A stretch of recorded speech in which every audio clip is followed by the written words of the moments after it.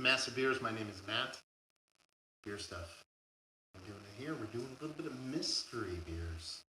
Yeah, working on shed laying some flooring. Almost done with that. Figured I'd do a couple of beers. Actually, one.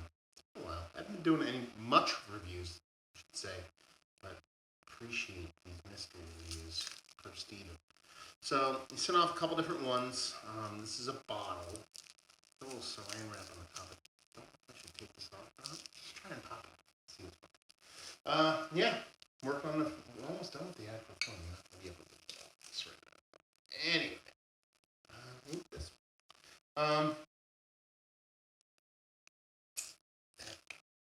Good stuff. Let's see what you're sucking. Dark beer.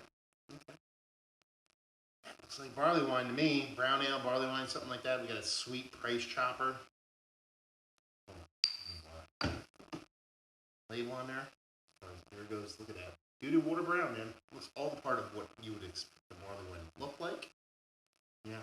Rich mahogany, browns, darkness.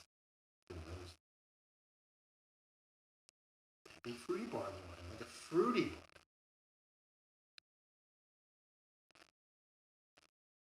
There's a little like acetone latex thing to it. But other than that, it's a big fruity sweetness with a booziness to it. So I might actually just kind of like move off of barley wine in this, but as far as the nose goes, it just gives me a little bit more.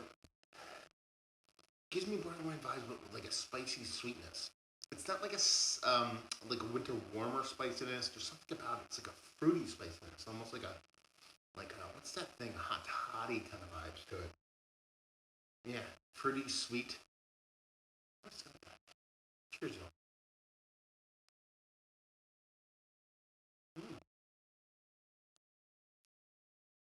What is it? I actually think it's low ABV now. I don't think it's actually like barley wine level. I think there's an added sweetness to it. I think it's a combination of the color and the sweetness made me think it was high ABV. I think it's like low, like 5-6%.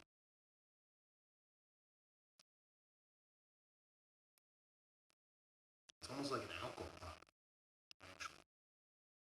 Like like very reminiscent of like not your father's root beer kind of thing going on. Mm.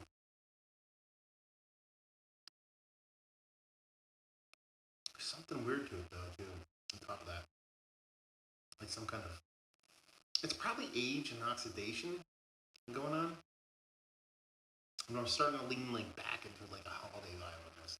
Like almost like it's somebody's like Christmas ale with like fruitcake spices. Fruitcake spices. So at first I thought it was barley wine. Now I think it's somebody's like lowerish ABV kind of fruitcake Christmassy beer. It's just like somebody's version of a Belgian beer. That's kind of where this takes me. Like the thought process.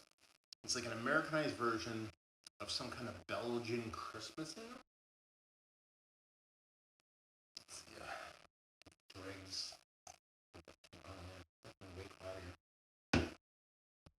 Probably not going to make that out on the camera. I just realized my volume on this is criminally low. Now it's actually up there, so yeah, this video is probably toast. Unless I could save that audio.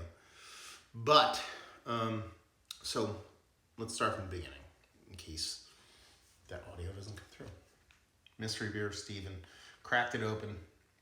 First, by looking at it, thought it was a barley wine. Smelled it, initially thought it was a barley wine because it had this inherent sweetness to it. But drinking it and kind of moving into it now, I think it's somebody's like, at first I was like, somebody's kind of like wintry beer or something like that. Now I think it's an American brewery's take on like a Belgian style Christmas ale. There's some fruit component here that is like plummy. fruity.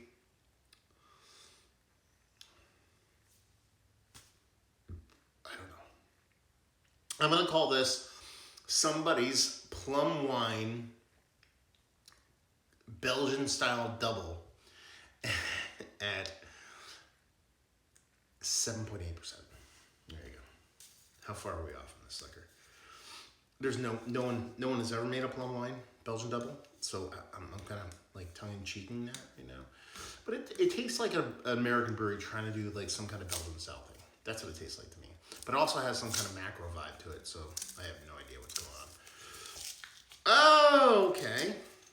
There we go. 8.5%. It's Petrus. I thought it was an Americanized version. It's just like their... Okay, here we go. So it's Petrus. Their aged red ale. It's 8.5% ale aged in oak foeders with cherries. 2 out of 5 on the sour scale. Yeah, there was some big fruit component. Obviously, that's a cherry thing here. I don't know why I didn't say cherry.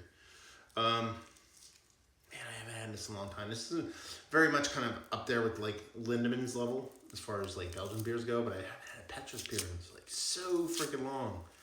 I don't think I'd ever call this out, like ever be like, oh, this is a Petrus beer, because it's been maybe 20 years since I had a Petrus beer.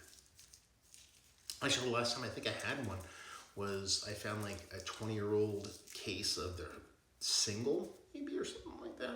So it's 8.5%. I was off on the ABV.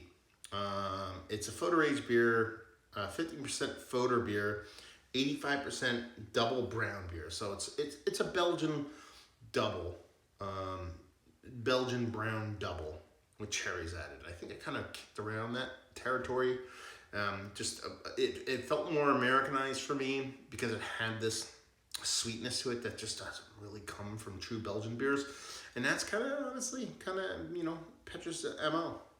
You know, when it comes to their beers, they tend to be a little bit more kind of like artificially sweetened, for the lack of a better term. So a fun, very, very fun mystery beer. Thank you very much, Stephen, for sending this off.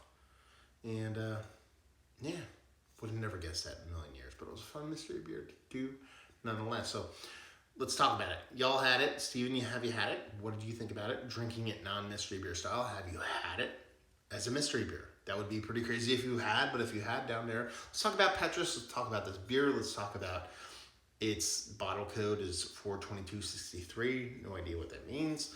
And just talk about the beer in general. Yeah, down there. All that fun stuff. So hopefully you guys enjoyed the mystery beer.